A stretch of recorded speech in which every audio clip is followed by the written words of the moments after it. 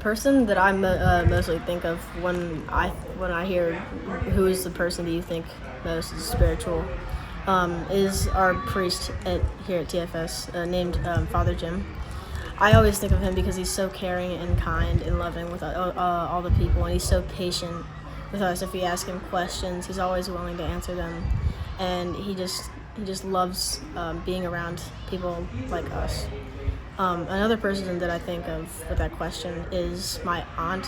She lives in San Diego, and anytime she visits, we're always asking her questions, and she loves answering them and being with us. And she's very loving and caring, and that's what we love about her. The person that I think is the most holy and spiritual in my life is probably my mom. I think that's because she's just a big part of me being with the relationship I have with God. She always is there for me when it comes to asking about God, and I'm always going to church with her, and she always listens to podcasts and the rosaries, and it helps me grow my relationship with God with her. And even with her, we pray together and we go to church together. And another person that I think is the most spiritual is my Nana, because she's been through so much in her life, but she went through it with God.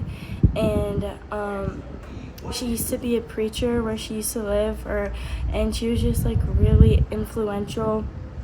And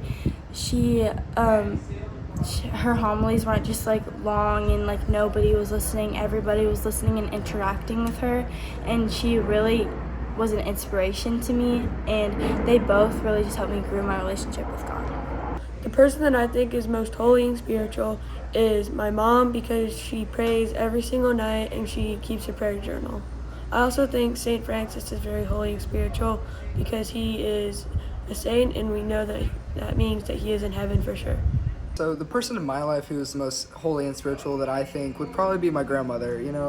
I've loved her ever since I was born, and I am constantly spending time with her. Whenever I go to her house, she's always so kind and giving. She reads scriptures to me all the time, and it's really comforting to know that I have God and my grandmother. She's very charity-filled. Her and her husband have always been so kind to me and my family, always giving, loving others. They always go to church, and they always tell me about their, great times there and how God has helped them in their life. They've told me about all their experiences, and I really want to be like them when I grow up.